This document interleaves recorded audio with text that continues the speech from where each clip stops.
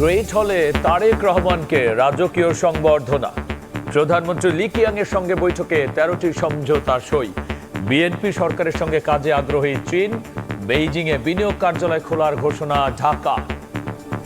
Bangladesh is open for business, ready for the future and keen to work with China. Soon we will be opening our first investment office in China. Teesta সহ বিভিন্ন নদী ব্যবস্থাপনায় সহযোগিতায় একমত চীন বাংলাদেশ। তিস্তা মহাপরিকল্পনা সহ বাংলাদেশের বিভিন্ন নদীর ব্যবস্থাপনা উন্নয়নের বিষয়ে দুই দেশের সহযোগিতা বাড়ানোর ঐকমত্য হয়েছে। দেখছিলেন প্রধান শিরোনাম। রাতের সময় সঙ্গে আছি আমি গোলাম রাব্বি। এবার অন্যান্য শীর্ষ সংবাদ। 2 বছর পর বাংলাদেশি পর্যটকের জন্য খুলল ভারতের দরজা। 28 জুন থেকে করা যাবে ভিসার আবেদন, জানালেন নতুন হাই কমিশনার। কার্যক্রম চলবে দেশের 5টি সেন্টার থেকে। লক্ষ্মীপুরে ঢাকা বিশ্ববিদ্যালয়ের শিক্ষার্থী সহ একই পরিবারের 4 জনকে কুপিয়ে হত্যা। জানাজানি মা ও 3 মেয়ে খুনের রহস্য। গণপিটুনিতে অভিযুক্ত যুবকের মৃত্যু। নির্মাণের কয়েক মাসেই নতুন সড়কে খোঁড়াখুঁড়ি। উন্নয়ন কাজের অজুহাতে সেবা সংস্থাই তৈরি করছে জনদুর্ভোগ। সমন্বিত পরিকল্পনার অভাব, জবাবদিহিতা নিশ্চিতের তাগিদ।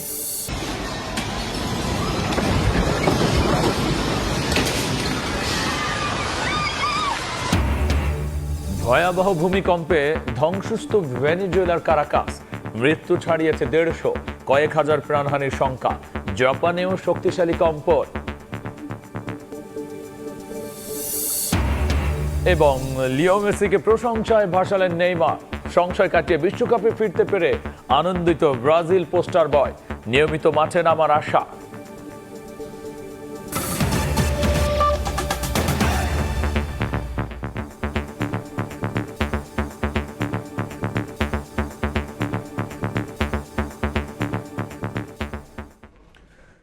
বাংলাদেশ ও চীনের মধ্যে 13টি সমঝোতা স্বাক্ষর হয়েছে। বেইজিংয়ে 2 দেশের প্রধানমন্ত্রীর বৈঠকের পর এসব সমঝোতা সই হয়।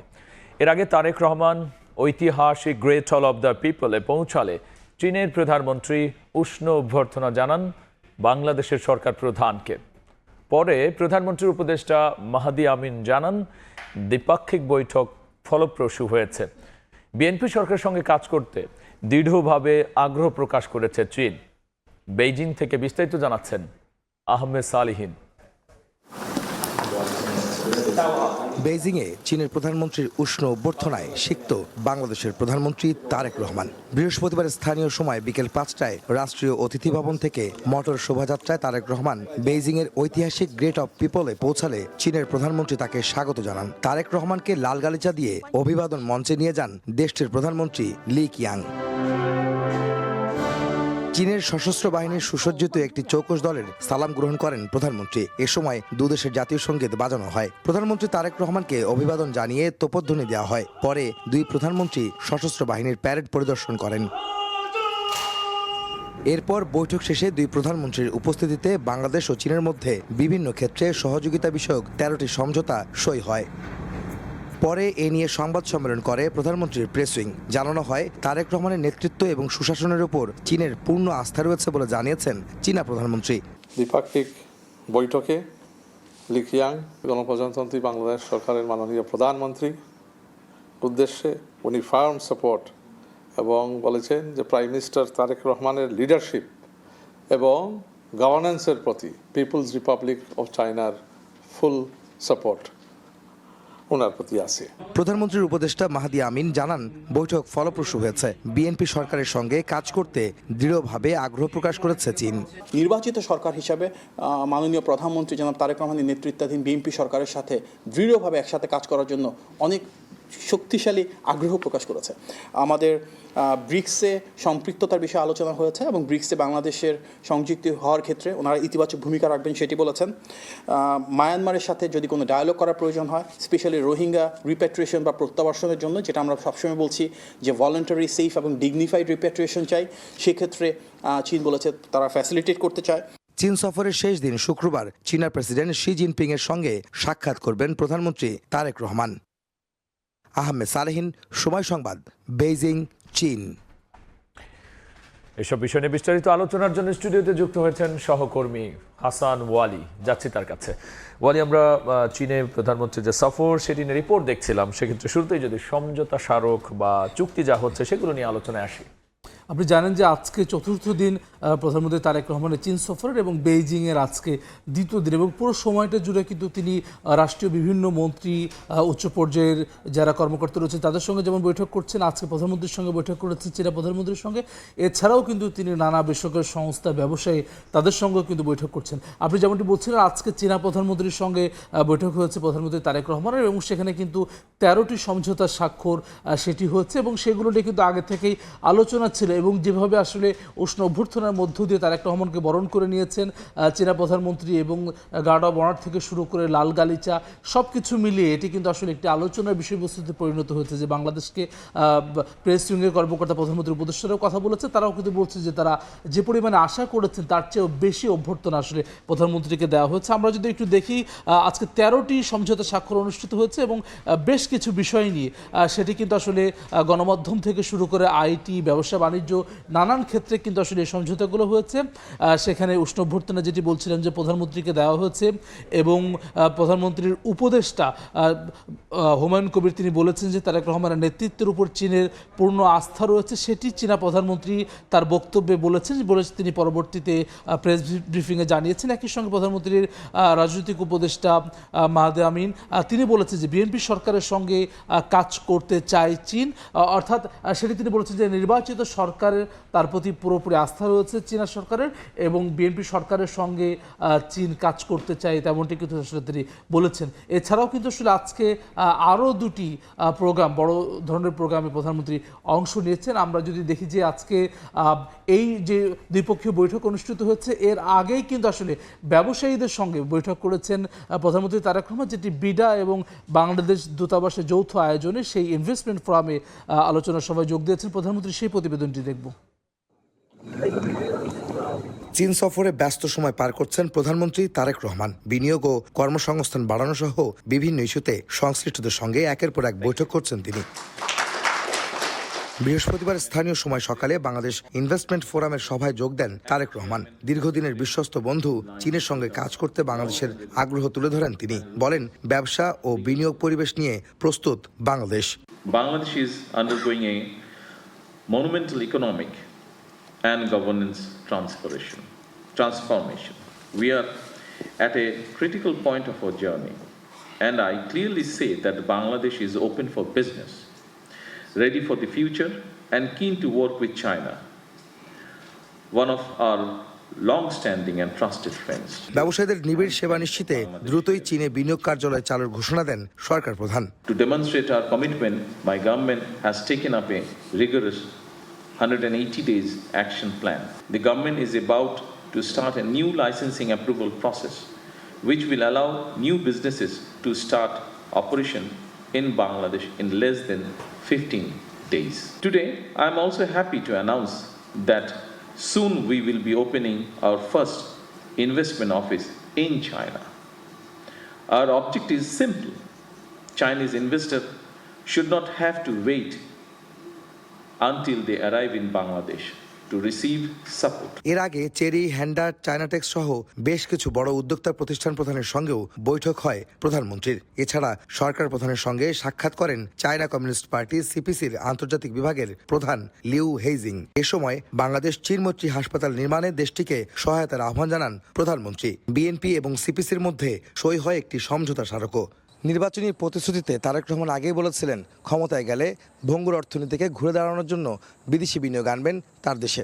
আর সেই স্বপ্ন নিয়ে চীন সফরে এখন প্রধানমন্ত্রী তারেক রহমান।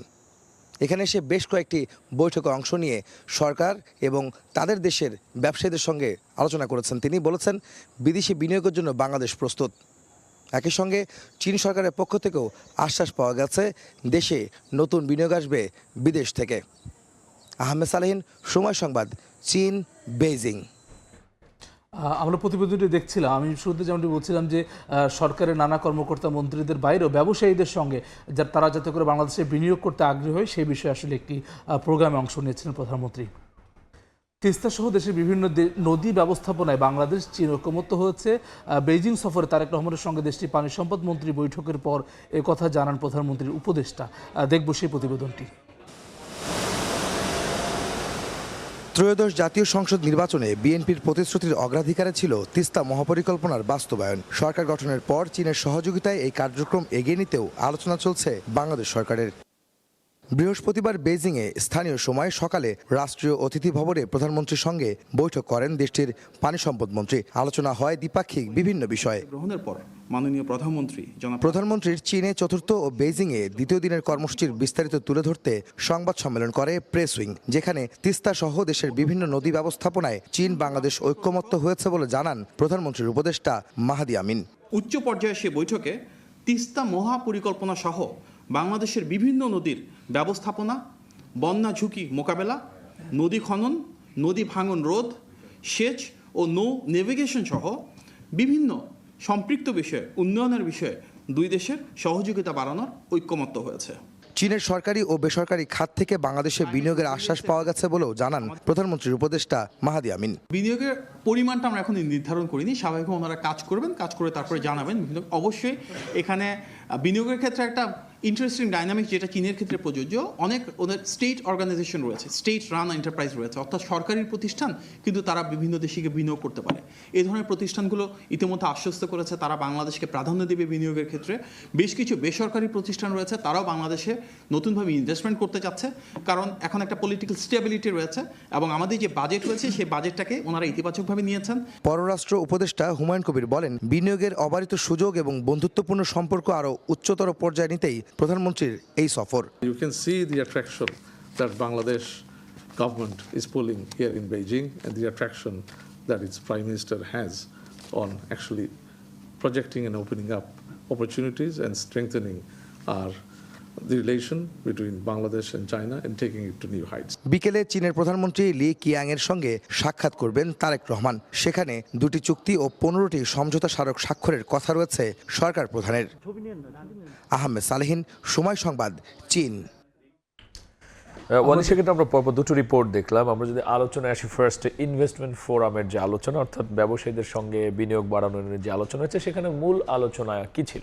এটি মূলত আমি শুরুতে যেমন বলছিলাম যে বাংলাদেশ বিডা এবং একই সঙ্গে বাংলাদেশ দূতাবাস, এই দুই সংস্থার কিন্তু অর্থাৎ বাংলাদেশের আয়োজনেই মূলত এই ইনভেস্টমেন্ট ফোরামের এই আলোচনাটি, যেখানে চীনার বড় বড় ব্যবসায়ীরা কিন্তু অংশ নিয়েছিলেন এবং সেখানে প্রধানমন্ত্রী তারেক রহমান তাদেরকে আশ্বস্ত করেছেন যে তাদের জন্য বিনিয়োগ বান্ধব পরিবেশ বাংলাদেশে তৈরি হচ্ছে এবং তারা যদি বাংলাদেশে আসেন সব ধরনের সহযোগিতা সরকারের তরফ থেকে করা হবে। অর্থাৎ সেই বিষয়গুলো নিয়ে কিন্তু মূলত আলোচনা হচ্ছে এবং তার চেয়ে আরও গুরুত্বপূর্ণ বিষয় যেটি সেখানে বক্তব্যে প্রধানমন্ত্রী তারেক রহমান চীনে প্রথম বিনিয়োগ কার্যালয় খোলার ঘোষণা দিয়েছেন। ব্যবসা ও বিনিয়োগ পরিবেশ নিয়ে প্রস্তুত বাংলাদেশ সেই প্রতিশ্রুতি দিয়েছেন। তিনি আশ্বস্ত করেছেন চীনের সঙ্গে কাজ করতে বাংলাদেশ চায়, সেটি তিনি আবার উল্লেখ করেছেন। একই সঙ্গে বিএনপির সঙ্গে চীনা কমিউনিস্ট পার্টির মধ্যে এক ধরনের সমঝোতা স্বাক্ষর সেটিও কিন্তু অনুষ্ঠিত হয়েছে। আপনি জানেন যে আরেকটি বিষয় যে সরকারের যে নির্বাচনী প্রতিশ্রুতি সেটির অন্যতম তিস্তা মহাপরিকল্পনা, সেটি নিয়েও কিন্তু আসলে আজকে আলোচনা হয়েছে। পানি সম্পদ মন্ত্রী, চীনা পানি সম্পদ মন্ত্রী প্রধানমন্ত্রী তারেক রহমানের সঙ্গে বৈঠক করেছেন এবং সেখানে নদী ব্যবস্থাপনায় ঐকমত্য তৈরি হয়েছে। দুই দেশ একমত পোষণ করেছে বাংলাদেশে বিনিয়োগ করবে চীন। অর্থাৎ এখানে পরবর্তীতে প্রেস ব্রিফিং করেছেন প্রধানমন্ত্রী দুই উপদেষ্টা, তারা বলেছেন যে তারা বিনিয়োগ করবে, সরকারি সংস্থা, রাষ্ট্রায়ত্ত সংস্থা, একই সঙ্গে বেসরকারি সংস্থাও তারা বিনিয়োগ করবেন, সেই বিষয়টি তিনি উল্লেখ করেছেন। একই সঙ্গে বিনিয়োগের অবারিত সুযোগ তৈরি হবে। এই যে সফরটি হচ্ছে প্রধানমন্ত্রীর, এর মধ্য দিয়ে নতুন মাত্রা পাবে চীন বাংলাদেশ সম্পর্ক, সেই বিষয়ে কিন্তু তারা আশাবাদ ব্যক্ত করেছেন। এবং আপনি জানেন যে আগামীকালকে শেষ হচ্ছে প্রধানমন্ত্রীর যে চীন সফর, অর্থাৎ তিনি মালয়েশিয়া দিয়ে শুরু করলেন, 18 ঘন্টা মালয়েশিয়াতে তিনি ছিলেন। মালয়েশিয়ার প্রধানমন্ত্রী আমরা দেখেছি সেখানেও ফলপ্রসূ আলোচনা হয়েছে এবং চীনে আজকে 4 দিন হচ্ছে, আগামীকাল 5 দিন এবং কালকে চীনা প্রেসিডেন্টের সঙ্গে কিন্তু সাক্ষাৎ হবে, বৈঠক হবে প্রধানমন্ত্রী তারেক রহমানের এবং আগামীকালকেই কিন্তু আসলে তিনি বাংলাদেশে ফিরে আসবেন। ওয়ালি, অসংখ্য ধন্যবাদ আলোচনায় যুক্ত হওয়ার জন্য। প্রধানমন্ত্রীর চীন সফরের বিস্তারিত নিয়ে আলোচনার জন্য স্টুডিওতে যুক্ত হয়েছিলেন সহকর্মী হাসান ওয়ালি। এদিকে প্রধানমন্ত্রী তারেক রহমানের সফরের মধ্য দিয়ে বাংলাদেশ চীন সম্পর্ক আরও সুদৃঢ় হবে বলে মন্তব্য করেছেন বিএনপির সিনিয়র যুগ্ম মহাসচিব রুহুল কবির রিজভী। সকালে নয়াপল্টনে বিএনপির কেন্দ্রীয় কার্যালয়ে সংবাদ সম্মেলনে একথা বলেছেন তিনি। বলেন, ফ্যাসিস্ট শাসন আমলের একমুখী পররাষ্ট্রনীতি থেকে বেরিয়ে দেশ এখন জিয়াউর রহমানের বহুমুখী পররাষ্ট্রনীতির ধারায় অগ্রসর হচ্ছে। প্রধানমন্ত্রীর চীন সফর তারই প্রতিফলন। বাংলাদেশ ও চীনের মধ্যে প্রায় $18 বিলিয়ন দ্বিপাক্ষিক বাণিজ্য রয়েছে বলেও উল্লেখ করেন রিজভী।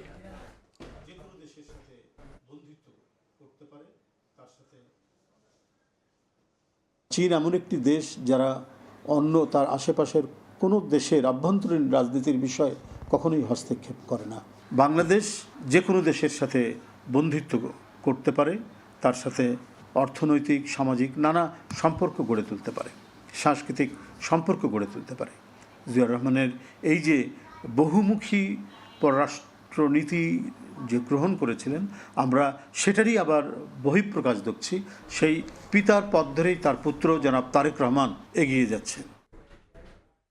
প্রায় 2 বছর বন্ধ থাকার পর বাংলাদেশিদের জন্য ট্যুরিস্ট ভিসা চালুর ঘোষণা দিল ভারত। ঢাকায় নিযুক্ত দেশটির নবনিযুক্ত হাই কমিশনার দীনেশ ত্রিবেদী জানিয়েছেন, আগামী 28 জুন থেকে শুরু হবে এই ভিসা আবেদন প্রক্রিয়া। আপাতত ঢাকা, চট্টগ্রাম, রাজশাহী, সিলেট ও খুলনার সেন্টার থেকে ভিসা আবেদন করা যাবে। এর আগে দিনের শুরুতেই রাষ্ট্রপতির কাছে নিজের পরিচয়পত্র পেশ করেছেন ভারতের নতুন হাই কমিশনার। প্রায় 2 বছর পর আবারও বাংলাদেশি নাগরিকদের জন্য ট্যুরিস্ট ভিসা চালুর ঘোষণা দিল ভারত।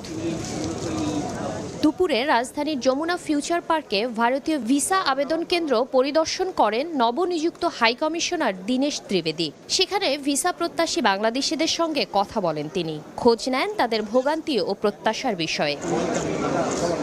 পরে সাংবাদিকদের সঙ্গে আলাপচারিতায় দীনেশ ত্রিবেদী জানান, মানবিক বিবেচনায় মেডিকেল ভিসা যেমন চালু ছিল, তেমনি পরিস্থিতি বিবেচনায় স্বাভাবিক করা হচ্ছে ট্যুরিস্ট ভিসা প্রক্রিয়াও। ট্যুরিস্ট ভিসা ওইটা আরম্ভ হবে 28 জুন থেকে। ওই নর্মাল ভিসা অপারেশন যাকে বলে ও ট্যুরিস্ট ভিসা। মেডিকেল ভিসা তো এমার্জেন্সিতে আগে সাবমিট হতো, ওইটা চলবে। এখনই 5 জায়গা আমি নামটা পড়ে দিলাম, 5 সেন্টারে হবে, কিন্তু আস্তে আস্তে আমি ওই সেন্টারগুলো যা আগে ছিল ওইটা বাড়াবো। ভারতীয় হাই কমিশন জানায়, 2024 সালের 5 আগস্টের পর বাংলাদেশে উদ্ভূত নিরাপত্তা পরিস্থিতি বিবেচনায় ভিসা কার্যক্রম সীমিত করা হয়েছিল। আপাতত 5টি ভারতীয় ভিসা সেন্টার থেকে ট্যুরিস্ট সহ অন্যান্য ভিসা দেওয়া হবে। 5 সেন্টারে হবে, কিন্তু আস্তে আস্তে আমি ওই সেন্টারগুলো যা আগে ছিল ওইটা বাড়াবো, আর এইটা আমি অনেক খুশি।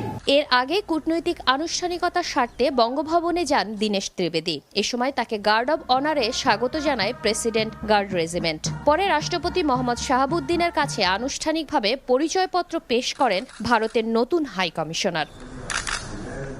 শাতিলা শারমিন, সময় সংবাদ, ঢাকা।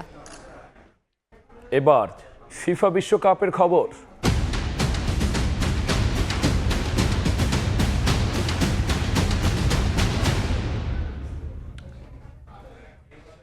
প্রায় 3 বছরের অপেক্ষা, ইনজুরির সাথে লড়াই আর বুক ভরা সংশয় সব কিছুকে একপাশে সরিয়ে অবশেষে সেলেসাওদের জার্সিতে ফিরলেন নেইমার জুনিয়র।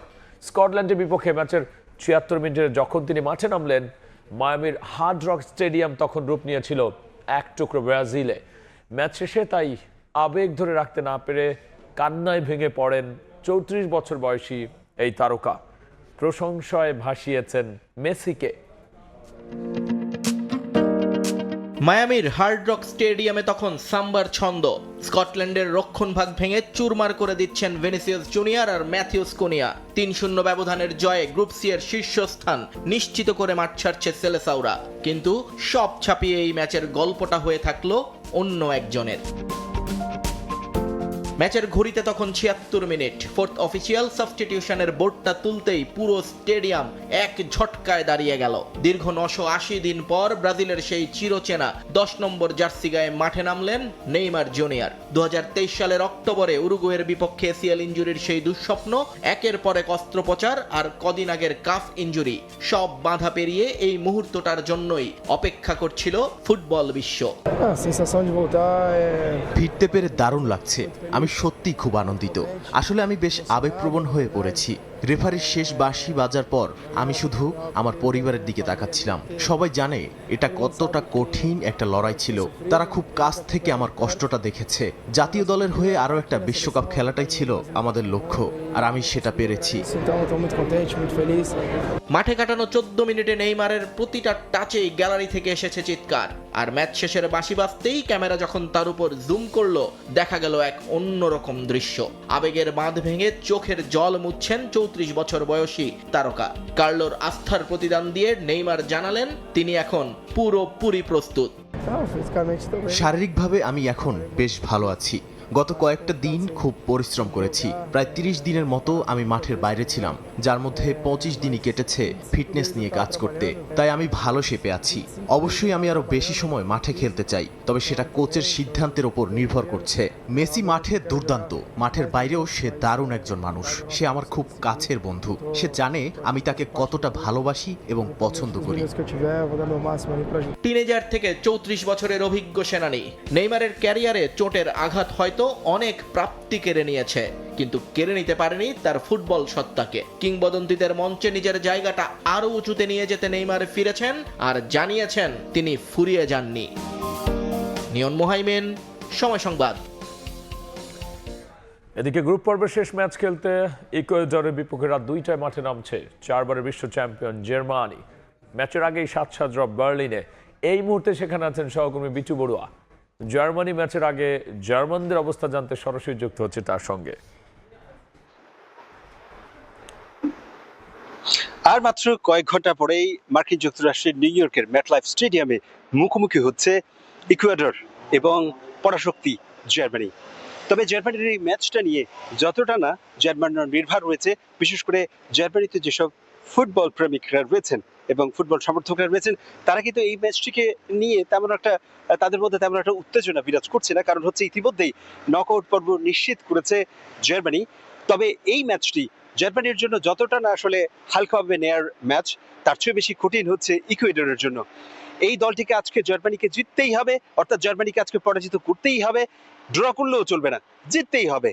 ইকুয়েডর যদি এই ম্যাচে না জেতে, তাহলে তাদের বিশ্বকাপ থেকে বিদায় নিশ্চিত হওয়ার বিষয়টি আসলে কিছুটা ইতিমধ্যে আসলে অনেকের মধ্যেই শঙ্কা জাগাচ্ছে। বিশেষ করে এই ল্যাটিন আমেরিকার ফুটবলের এই পরাশক্তির দেশটিকে আজকে সর্বস্ব উজাড় করে দিয়ে জার্মানির সাথে খেলতে হবে। তবে বলা যায় যে জার্মানি তাদের যে জয়ের যে ধারা রয়েছে, অর্থাৎ প্রথম বিশ্বকাপ জয়ের পর সেটি ২০১৪ সালের পর থেকে যে দুটি বিশ্বকাপে তারা ভালো করে রেজাল্ট করতে পারেনি, সেই জায়গা থেকে সরে এসে এই বিশ্বকাপে দারুণ যে শুরুটা করেছে, সেই জয়ের ধারা অব্যাহত রাখতে চায় ইউলিয়ান নাগলসম্যানের শিষ্যরা। সেই ক্ষেত্রে আসলে সবচেয়ে দুঃখজনক যে বিষয়টি, সেটি জার্মানির যে ডিফেন্স রয়েছে, সেই ডিফেন্সে যে স্লটারব্যাক, তিনি যে অসুস্থ হয়ে গেছেন, অর্থাৎ তিনি যে ইনজুরিতে পড়েছেন, তার যে বিশ্বকাপ শেষ হয়ে গেছে, সেই জায়গাটাতে আজকে আন্টোনিও রুডিগার খেলবেন। এবং তাকে নিয়েও আসলে জার্মান যারা সমর্থক রয়েছে, তারা দারুণভাবে আসলে উচ্ছ্বসিত। কারণ তিনি আসলে প্রমাণ করেছেন, নতুন করে প্রমাণ করার কিছু নেই। আজকে দলে এসে তিনি যেন পুরো ৯০ মিনিট জুড়ে এই জার্মানির যে রক্ষণ ভাগ আছে, সেই রক্ষণ ভাগটা যেন দৃঢ় এবং শক্ত, অর্থাৎ সিমেন্টের মতো যাতে করে শক্ত সামর্থ্যভাবে সেই রক্ষণ ভাগ রক্ষা করতে পারেন, সেই আশাটাই করছেন জার্মান সমর্থকরা। একই সাথে ইউলিয়ান নাগলসম্যানের উপর অনেক রকম ভরসা করছেন যারা জার্মানির কিংবদন্তি ফুটবলাররা রয়েছেন, বিশেষ করে ক্লিন্সম্যান, ইউগ্রেন ক্লিন্সম্যান। তিনি ১৯৯০ সালে আর্জেন্টিনাকে হারিয়ে বিশ্বকাপ জয় করেছিলেন। তিনি আশা করছেন আসলে জার্মানির যে জয়ের ধারা রয়েছে এবং দলের মধ্যে যে হারমোনি রয়েছে এবং একই সাথে দলের মধ্যে যেরকম একতা রয়েছে, সেই একতা এবং হারমোনি সেটি যেন বজায় থাকে এবং আজকে ইকুয়েডরকে হারিয়ে জার্মানি যেন গ্রুপ চ্যাম্পিয়ন হন। গ্রুপ চ্যাম্পিয়ন হয় সেই আশাটাই করছেন এখানকার জার্মানির ভক্ত সমর্থক যারা রয়েছেন তারা। তো এই ছিল আমার কাছে জার্মানি থেকে এখানকার যে সমর্থকরা আজকের যে গ্রুপের শেষ খেলা সেটি নিয়ে তাদের যে আশা ভরসা তার সর্বশেষ। জার্মানি করিডোরের ম্যাচের সবশেষ নিয়ে আমরা সরাসরি ছিলাম জার্মানিতে। লক্ষ্মীপুরে ঢাকা বিশ্ববিদ্যালয় শিক্ষার্থী সহ একই পরিবারের 4 জনকে কুপিয়ে হত্যা করা হয়েছে। এখনো জানা যায়নি মা ও 3 মেয়ে হত্যার রহস্য। এই ঘটনায় গণপিটুনিতে অভিযুক্ত যুবকের মৃত্যু হয়েছে। পূর্ববিরোধের জেরে একই পরিবারের 4 জনকে কুপিয়ে হত্যা করা হয়েছে। পুলিশ জানায় কয়েক বছর ধরে লক্ষ্মীপুরের রায়পুর পৌরসভার দেনাইতপুর এলাকার বিধবা শাহিনুর 3 মেয়ে ও 1 ছেলেকে নিয়ে ভাড়া থাকতেন। বৃহস্পতিবার বিকেলে পূর্ব শত্রুতার জেরে এক যুবক তাদের বাসায় ঢুকে এলোপাতাড়ি কুপিয়ে জখম করে। ঘটনাস্থলেই মা শাহিনুর, বড় মেয়ে ঢাকা বিশ্ববিদ্যালয়ের শিক্ষার্থী সাইমা ও ছোট মেয়ে 9 বছরের শিফা মারা যায়। গুরুতর আহত কলেজ ছাত্রী আরেক মেয়ে ইকরাকে আশঙ্কাজনক অবস্থায় ঢাকা মেডিকেলে নেয়ার পথে তারও মৃত্যু হয়। এখানে 3 জনের হত্যা করছে, কারা করছে লোক আছে বলে সবাই চিৎকার দিয়ে বহুত মানুষ জড়ো হয়েছে আর কি। পাশে যে সাতটা ওই সাথে 5 দিন করে উত্তল ছিল হিয়ানে দিচ্ছে। স্থানীয়রা অভিযুক্ত অন্তর মজুমদারকে গণপিটুনি দিয়ে পুলিশে দেয়। সদর হাসপাতালে চিকিৎসাধীন অবস্থায় তার মৃত্যু হয়। 1 বছর আগে অভিযুক্ত একই বিল্ডিংয়ে ভাড়া থাকতো বলে জানিয়েছে পুলিশ। যে অভিযুক্ত তাকে জানলা দিয়ে ভিতরে দেখতে পায়, যে সে ভিতরে হাঁটাহাঁটি করছে, তাকে জিজ্ঞাসা করে এবং সে বলে যে সে পানির কল সারার জন্য এখানে আসছে। তখন তার সন্দেহ হয়, হলে সে বাইরে থেকে কলস্তফল গেটটা আটকায় দেয়, দিয়ে আশেপাশের লোকজনের খবর দেয়। অন্যান্য মহিলারা সব একসাথে হয়ে তারা কিছুজন মিলে যখন ঘরের মধ্যে ঢুকেই দেখে রক্তাক্ত অবস্থা। এদিকে ফরিদপুরের সালথার জাদুনন্দী এলাকার পাটক্ষেত থেকে যুবকের হাত পায়ে রগকাটা মরদেহ উদ্ধার করে পুলিশ। স্বজনদের অভিযোগ, পূর্বশত্রুতার জেরে প্রতিপক্ষরা কুপিয়ে হত্যা করেছে পানু ফকিরকে। হত্যার কারণ জানতে তদন্ত চলছে বলে জানিয়েছে পুলিশ। খাদিজা স্বপ্না, সময় সংবাদ। বিএনপিও আওয়ামী লীগের পথে হাঁটছে বলে অভিযোগ করেছেন জামায়াত ইসলামীর আমির ডাক্তার শফিকুর রহমান। জাতীয় নির্বাচনের পর বিরোধী দলের 5 নেতাকর্মীকে হত্যা করা হয়েছে বলে দাবি তার। গাইবান্ধার শাহঘাটা উপজেলায় যুবদলের হামলায় গুরুতর আহত শিবির কর্মী সালাউদ্দিনকে দেখতে বৃহস্পতিবার কল্যাণপুর ইবনে সিনা হাসপাতালে গিয়ে সাংবাদিকদের এই কথা জানান তিনি। বিরোধী দলীয় নেতা বলেন, বিএনপি ও জামায়াত বিগত সময়ে নানা নির্যাতনের শিকার হয়েছে, কিন্তু তার থেকে বর্তমানের সরকারি দল কোনো শিক্ষা নিয়েছে বলে মনে হয় না। এভাবে চলতে থাকলে আরও একটি বিপ্লব আসবে বলেও মনে করেন তিনি।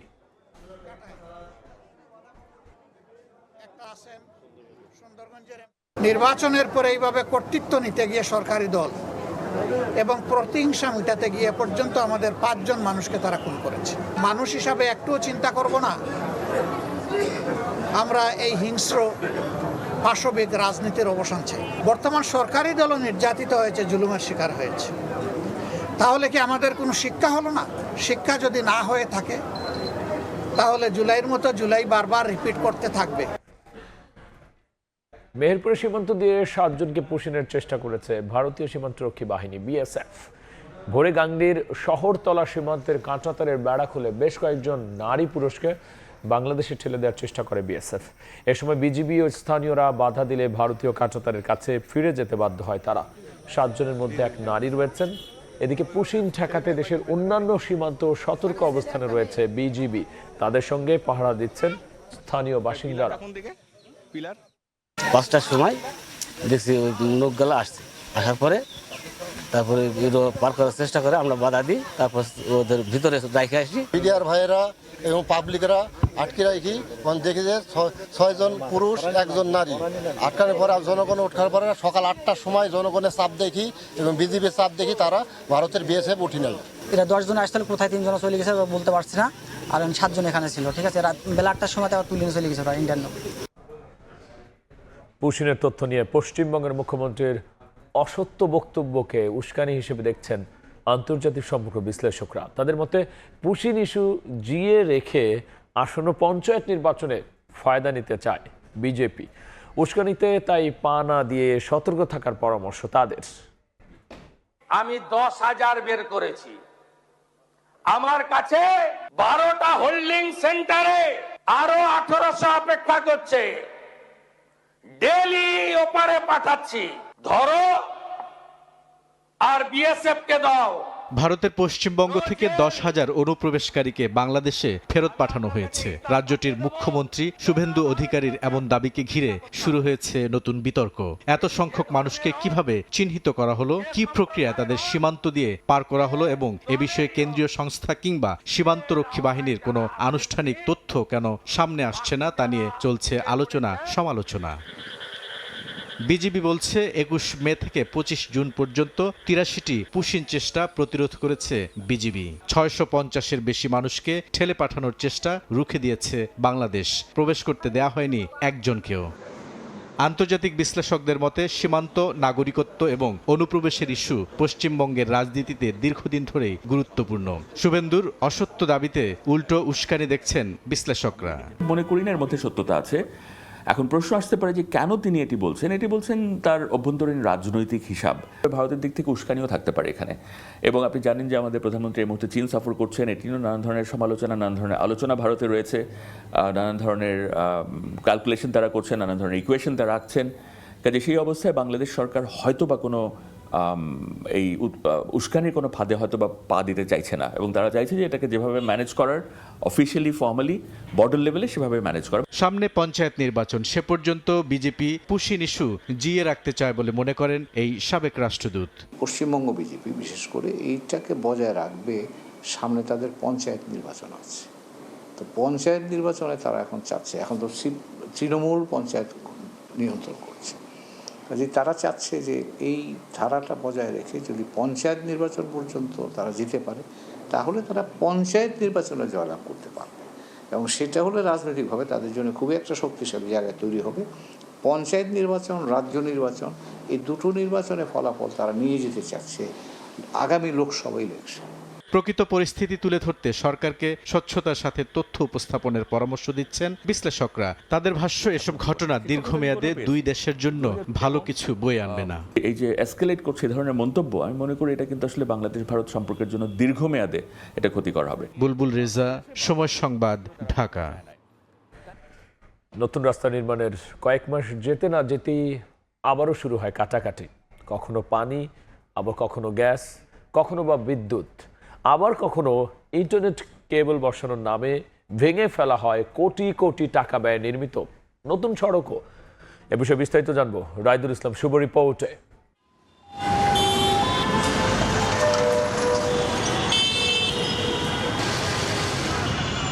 ব্যাঙের জীবনচক্রের মতোই চলছে রাজধানীর সড়কগুলোর উন্নয়ন ঘিরে জনদুর্ভোগের চক্র। একটি রাস্তা তৈরি হয়, ফিতা কাটা হয়, সংবাদ শিরোনাম হয়, তারপর শুরু হয় খোঁড়াখুড়ি। এক সংস্থা কাজ শেষ করে আরেক সংস্থা আসে, পুনরায় কাটা হয় রাস্তা, আবার মেরামত, আবার খনন। এ যেন রাজধানীবাসীর নিয়তি। ধানমন্ডি 13 এ সড়ক প্রায় 1 বছর আগে ড্রেনেজ উন্নয়ন কাজের জন্য রাস্তা খোঁড়া হয়। দীর্ঘ সময় পেরিয়ে গেলেও কাজের অগ্রগতি নেই, কিন্তু মেরামতের নামে রাস্তার এক অংশে ফেলে রাখা হয় মাটি, যার কারণে দীর্ঘ 6 মাস থেকে বন্ধ রয়েছে রাস্তাটি। এই রাস্তাটা খোঁড়ার পরে এই রাস্তাটা বন্ধ, এই পাশটা বন্ধ রাখছে এবং যাতায়াত বড় গাড়িটাই যাইতে দেয় না। 1.5 বছর ধরে বন্ধ আছে, কাজ অল্প অল্প করে আবার করে না, মাটি ফেলাই রাখছে, যাতায়াতের জন্য অনেক লোক পইরা যায়, কষ্ট হয়। কইতেছে মামা ওই পারে যাইতাম কিন্তু হইল না, তো তাহলে ওটা হয়রানি না, আমাকে আবার ব্যাগ হয় এমনি আইতে লাগলো। এই যে কুরবানি গেল, কুরবানি যাওয়ার পরে এই যে প্রায় 1 মাস চলে, আজ পর্যন্ত কোনো লোকও আসে না, কোনো লেবারও আসে না, কোনো মিস্ত্রি আসে না, কোনো কন্ট্রাক্টর আসে না, কেউ আসে না। শুধু ধানমন্ডি নয়, মোহাম্মদপুরের সাদেক খান রোডেও একই চিত্র।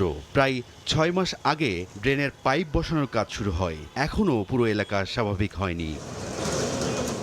শহরের একটি পাইপ লাইন, বিদ্যুৎ বিতরণ, ড্রেনেজ, টেলিযোগাযোগ নেটওয়ার্ক সহ থাকে বহু সংস্থার অবকাঠামো।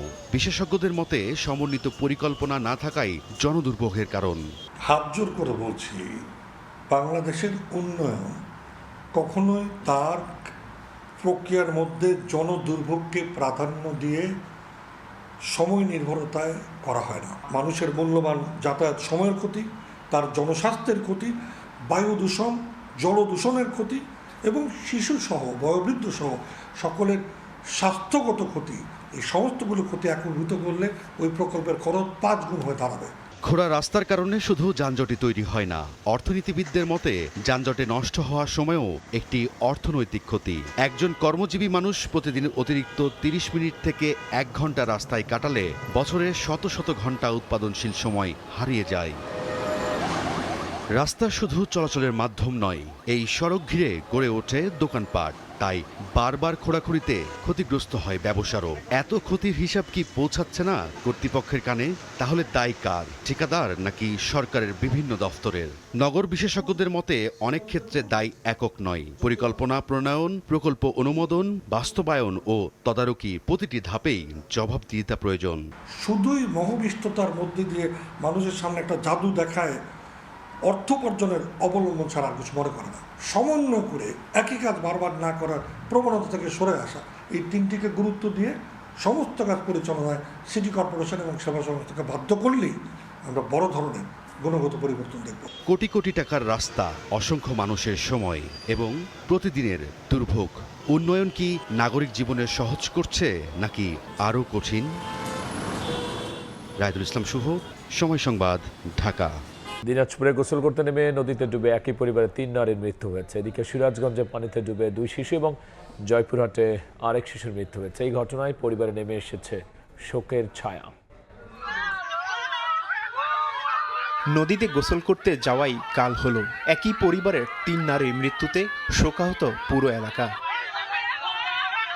বৃহস্পতিবার সকালে দিনাজপুরের পার্বতীপুর উপজেলার মধ্যপাড়া এলাকার করতোয়া নদীতে গোসল করতে যান ভাদুরিয়া গ্রামের 2 বোন দুলালী খাতুন, সুরভি খাতুন ও তাদের ভাবি আকলিমা খাতুন। কেউ সাঁতার না জানার কারণে স্রোতের তরে গভীর পানিতে তলিয়ে যায় তারা। বিষয়টি জানতে পেরে তাদের মরদেহ উদ্ধার করে এলাকাবাসী। এদিকে সিরাজগঞ্জের জজিরা মদিনাতুল উলুম কৌমিয়া ও হাফিজিয়া মাদ্রাসার 3 ছাত্র গোসলের জন্য যমুনা নদীতে নামে। এ সময় স্রোতের টানে 2 জন নদীতে ডুবে যায় ও 1 জন নদীর তীরে উঠে আসে। পরে স্থানীয় জেলেরা নদীতে জাল দিয়ে 2 জনের লাশ উদ্ধার করে।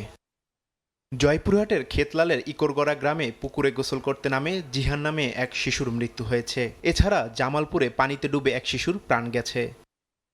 তারিফ রহমান, সময় সংবাদ। কারবালার বেদনা বিধুর স্মৃতি বুকে ধারণ করে আরেকটি আশুরা পালনে প্রস্তুত পুরান ঢাকার হোসনি দালান। ইতিহাস, ঐতিহ্য আর ধর্মীয় আবেগের এই আয়োজন সুষ্ঠুভাবে সম্পন্ন করতে প্রস্তুতি শেষ করছে আয়োজকরা। আল মামুনের ছবিতে জানাচ্ছেন দিন মোহাম্মদ সাব্বির। কারবালা প্রাঙ্গণে ইমাম হুসাইন রাদিয়াল্লাহু আনহু ও তার পরিবারকে নির্মমভাবে হত্যাকাণ্ডের প্রতি শোক জানাতে এবছরও পুরান ঢাকার হোসেনি দালানে নানা আয়োজনের প্রস্তুতি নেওয়া হয়েছে। ইসলামী বর্ষপঞ্জির প্রথম মাস মহররমের 10 তারিখ আশুরা।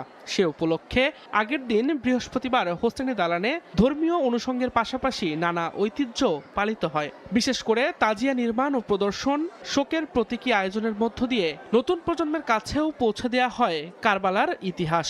আমরা চাই সেই শিক্ষা যাতে আমরা নেই। বর্তমান প্রজন্মের কাছে এটাই বলবো যে আমরা অন্যায় কাছে যাতে মাথা নত না করি, দেশপ্রেম ভালোবাসি, নিজেদের আত্মীয়ের মধ্যে ভালোবাসি আর সাম্প্রদায়িক সম্প্রীতি আমরা বজায় রাখি। ইতিহাস ঐতিহ্যের প্রতি টান থেকেই আশুরাকে ঘিরে বিভিন্ন বয়সী মানুষ এখানে সমবেত হন। দৌড়াইতে এরকম জিয়ারত করতে আইছি, ভালো লাগে এদিকে আসলে।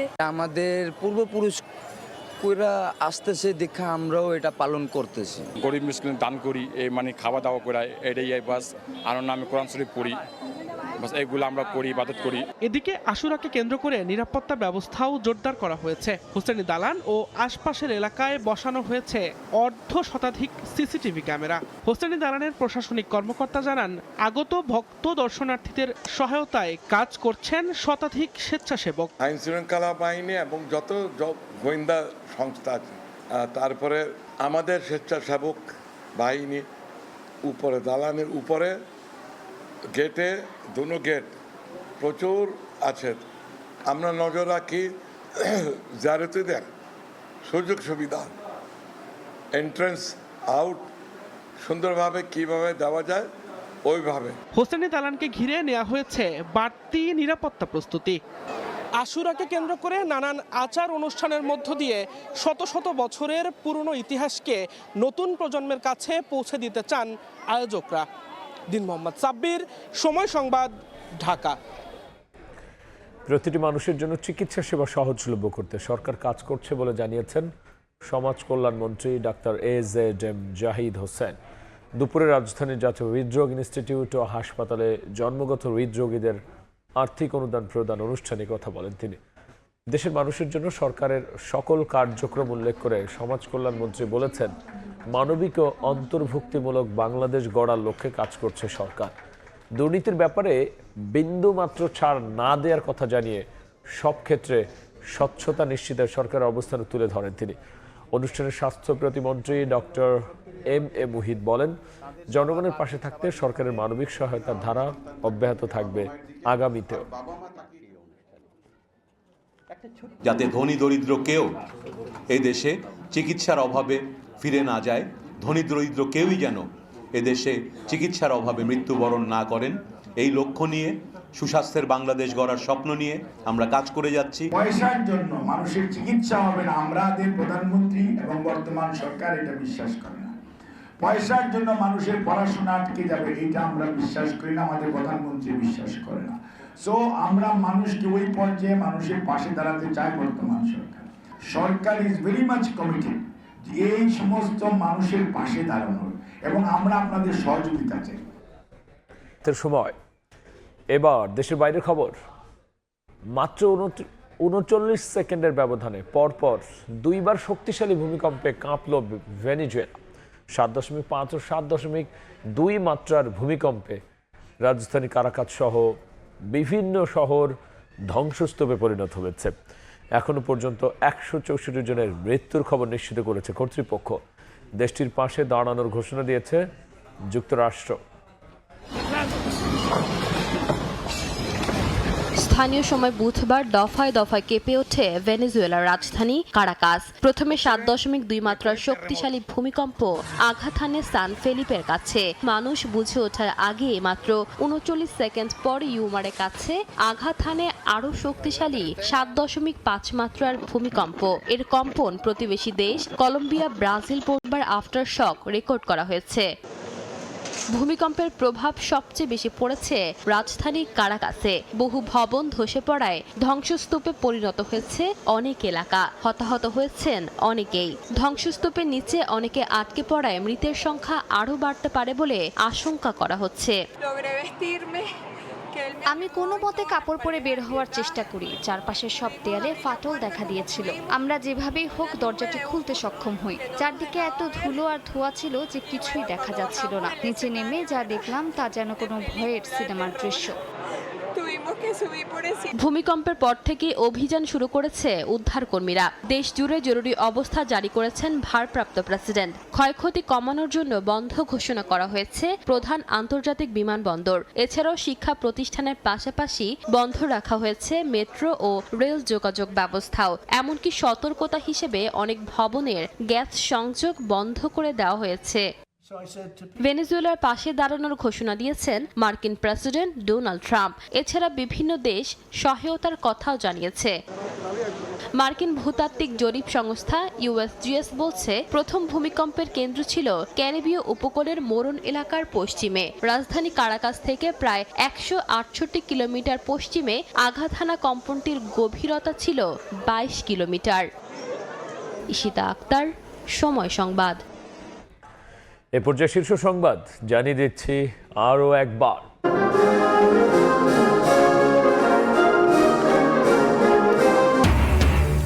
চীনের গ্রেট হলে তারেক রহমানকে রাজকীয় সংবর্ধনা। প্রধানমন্ত্রী লি কিয়াংয়ের সঙ্গে বৈঠকে ১৩টি সমঝোতা সই। বেইজিংয়ে বিনিয়োগ কার্যালয় খোলার ঘোষণা বাংলাদেশের। ২ বছর পর বাংলাদেশি পর্যটকের জন্য খুলল ভারতের দরজা। ২৮ জুন থেকে করা যাবে ভিসার আবেদন, জানালেন নতুন হাই কমিশনার। কার্যক্রম চলবে দেশের ৫টি সেন্টার থেকে।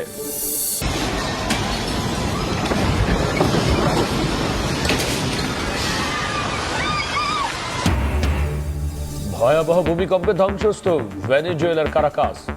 মৃত্যু ছাড়িয়েছে ১৫০, কয়েক হাজার প্রাণহানির সংখ্যা। জাপানেও শক্তিশালী কম্পন।